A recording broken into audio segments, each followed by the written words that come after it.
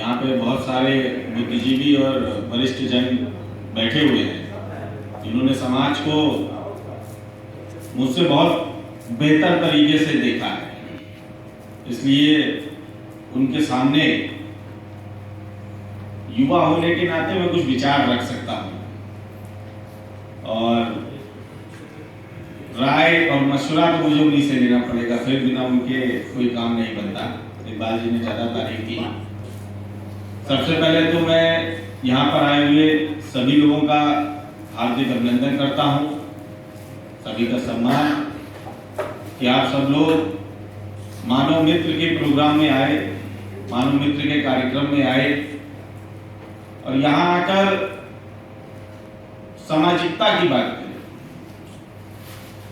मैं पिछले 15 सालों से उत्तर प्रदेश में ज़्यादा और देश के अन्य हिस्सों में भी घूमा। कई मैंने यात्राओं का हिस्सा बना, कई लोगों के साथ चला। इस देश में केवल 2 जाति है, एक जाति अमीर की है और एक जाति गरीब की है, तीसरी कोई जाति है नहीं। और इस देश का जो धर्म होना चाहिए, एक मानव सेवा का धर्म होना चाहिए और एक जीव सेवा का धर्म होना चाहिए, क्योंकि जो जीव मानव पे आश्रित है उनका भी जिम्मेदारी हमारी सबकी ही बनती है। आज हम लोग सिर्फ अपने स्वार्थ में पड़े हैं। हम बात जरूर करते हैं कि हम सामाजिकता पे और मानवता पे एक दूसरे की बात करेंगे, लेकिन जब भी हम आगे आते हैं तो फिर हम जाति की बात करने लगते हैं, हम धर्म की बात करने लगते हैं। जब तक दिमाग से ये चीज बाहर नहीं निकलेगी कि हम मानव हैं, हम इंसान हैं और पहला फर्ज इंसानियत का है, पहला फर्ज समाज को जोड़ने का है, समाज को तोड़ने का नहीं है, तब तक मुझे नहीं लगता कि बहुत कोई बात बनने वाली है। क्योंकि अंग्रेजों से आजादी तो मिल गई, लेकिन उनकी जो पॉलिसी थी डिवाइड एंड रूल की, वो यहाँ जाति के रूप में छूट गई। और जो ऊपर बैठे नेता थे उन्होंने इसको अच्छे से प्रयोग किया और लोगों ने उनका भरपूर साथ दिया, क्योंकि ये नहीं माना जा सकता कि अगर लोगों ने उनका साथ नहीं दिया तो वो वहां जाके इन पॉलिसी को अंजाम दे पाते। आज देश में जो राजनीतिक हालात हैं वो हालात न विकास के हैं, न अमन के हैं, न चैन के हैं, न सुरक्षा के।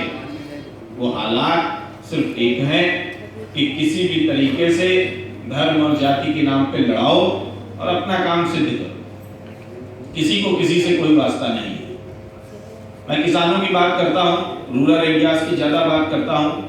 उसका एक कारण भी है कि मैं किसान नहीं हूँ, मेरे पास खेती नहीं है, मेरे पास जमीन भी नहीं है, लेकिन मैं उनके लिए बहुत लंबे समय से काम करते आया हूँ और मैंने देखा है जब तक ग्रामीण क्षेत्रों का विकास नहीं होगा शहर कभी खूबसूरत नहीं बनेंगे।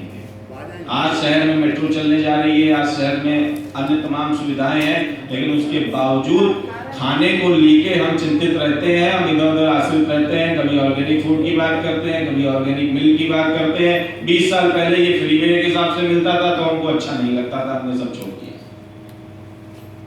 और इंसान है तो पेट तो इसी से भरना है। फिर जब तक ग्रामीणों का पलायन नहीं रुकेगा, उनके बच्चों का पलायन नहीं रुकेगा, हम किसी भी शहर को नियंत्रित कैसे करेंगे, ये भी एक मुख्य विषय है।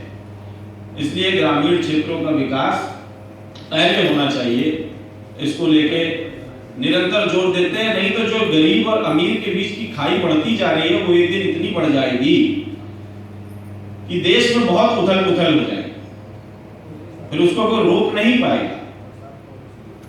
क्योंकि आप ऐसे भी समझ लीजिए कि एक तरफ आप सारे अमीरों को कर दीजिए और एक तरफ दीवार उठा के सारे गरीबों को कर दीजिए, देखिए तकलीफ किसको होगी? तकलीफ अमीरों को होगी, गरीबों को नहीं होगी। उनको सारा अपना काम करने की आदत है, वो अपने आप अपना भरण पोषण सब काम कर लेते हैं। तो मैं ये समय कम है, इकबाल जी ने पहले ही जैसे बता दिया था, तो मैं बहुत अधिक बात नहीं करते हुए, अगर भारत को फिर से सोने की चिड़िया बनाना है तो जाति और धर्म को छोड़कर मानवता को पहले अपनाना है। इसी के साथ मैं अपनी बात को समाप्त करता हूँ। कोई त्रुटि हुई हो तो क्षमा करिएगा। बहुत बहुत धन्यवाद।